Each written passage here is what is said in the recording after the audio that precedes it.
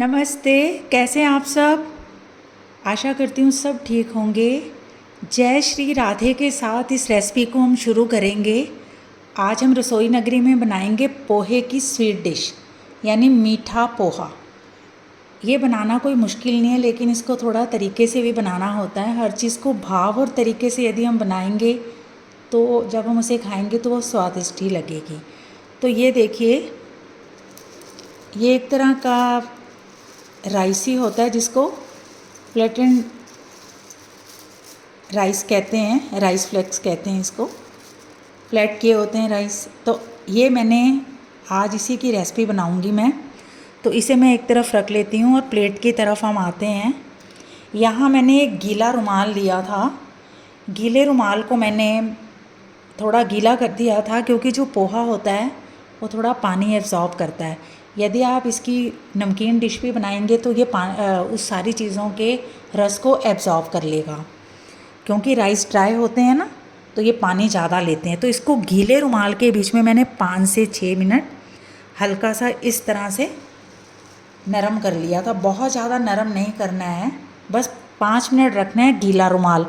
पानी से तरबतर रुमाल नहीं होना चाहिए, गीला रुमाल होना चाहिए, निचोड़ा हुआ।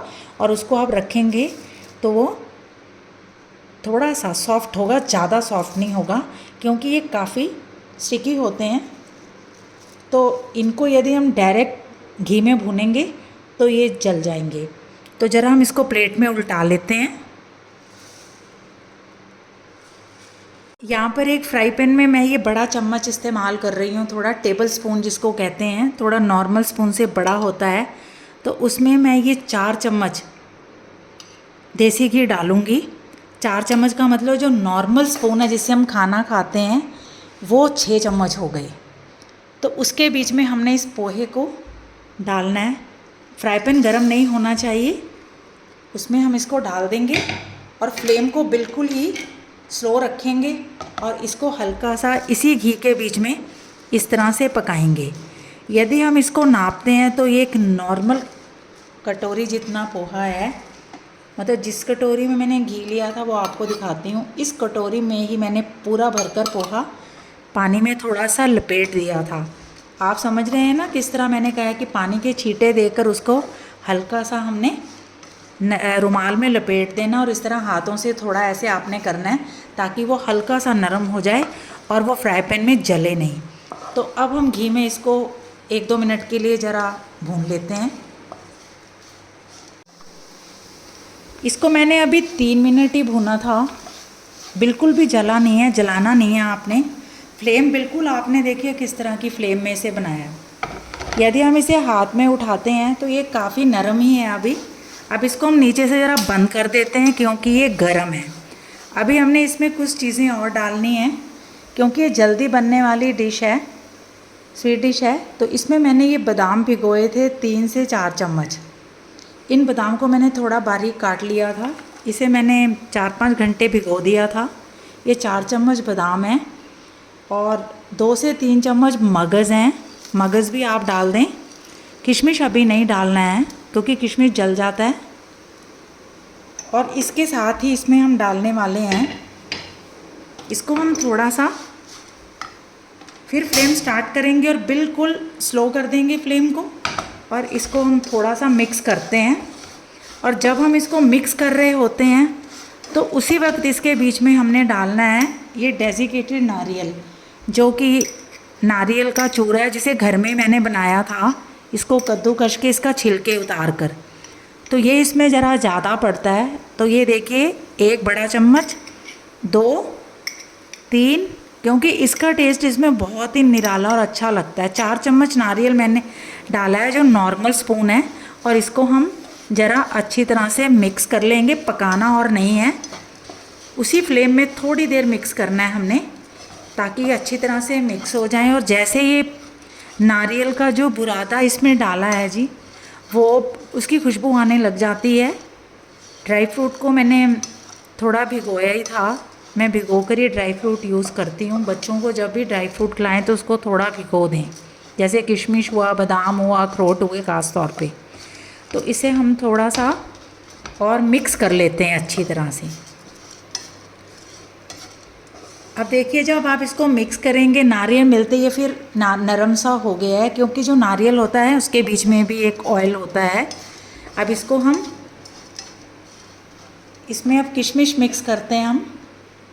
ये थोड़े से हमने ये किशमिश मिक्स किए हैं, ये 3 चम्मच के करीब हैं। इसको आप बारीक काट भी सकते हो, पर ऐसे ही डाल लें। किशमिश डालने के बाद इसको आपने पकाना नहीं है, नीचे से फ्लेम हम बंद कर देते हैं।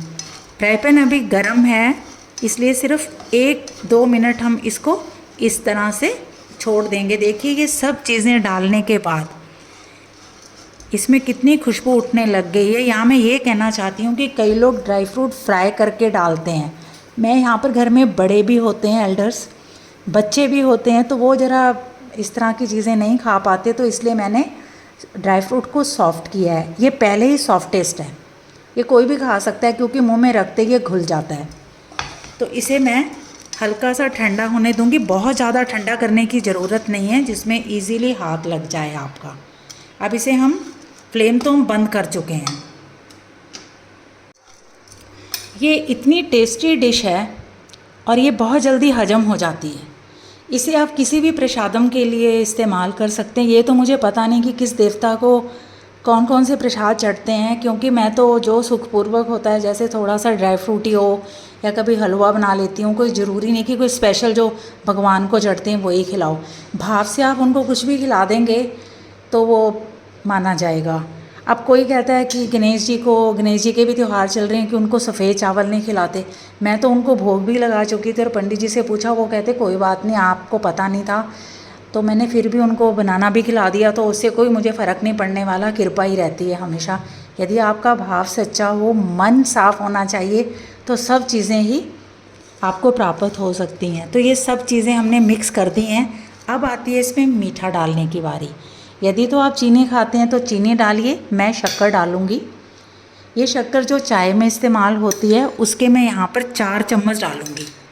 ये टोटल 4 चम्मच ही है, यानी कि ये स्पून जो नॉर्मल स्पून ही है, थोड़ा ये चपटा सा है। अब इसे हम अच्छी तरह से मिक्स करेंगे। वैसे भी मैंने ये श्री राधा अष्टमी जी के लिए ये प्रसाद बना लिया है, क्योंकि नेक्स्ट डे तो आराम ही नहीं होता, टाइम नहीं होता, थोड़ा भजन भी गाने होते हैं, सुनने होते हैं, घर में ही जाती हूँ रहती हूँ मैं। तो ये मिक्स हो गया अच्छी तरह से। इसको ज़रा मिक्स करेंगे हम अच्छी तरह से, और साथ के साथ ही हम अच्छी तरह मिक्स करने के बाद हम किसी भी अच्छी सी प्लेट में या कंटेनर में इसको एयर टाइट कर देंगे। प्लेट में तो मैंने अभी इसकी फ़ोटो वगैरह करनी है तो इसलिए मैंने इसमें डाला, अदरवाइज़ इसको आप एयर टाइट कंटेनर में रखिए। ये है एक शानदार पोहे का मिष्ठान, जिसे आप पूरी सर्दियों में बना के खा सकते हैं। तो लीजिए आप सबके लिए पोहे का मिष्ठान। जय जय श्री राधे। फिर मिलते हैं एक नई रेसिपी के साथ। आप श्री राधा अष्टमी को बहुत अच्छी तरह से मनाएं, पूजा करें, पाठ करें, और कोशिश करें कि सिर्फ पानी पीकर ही व्रत करें।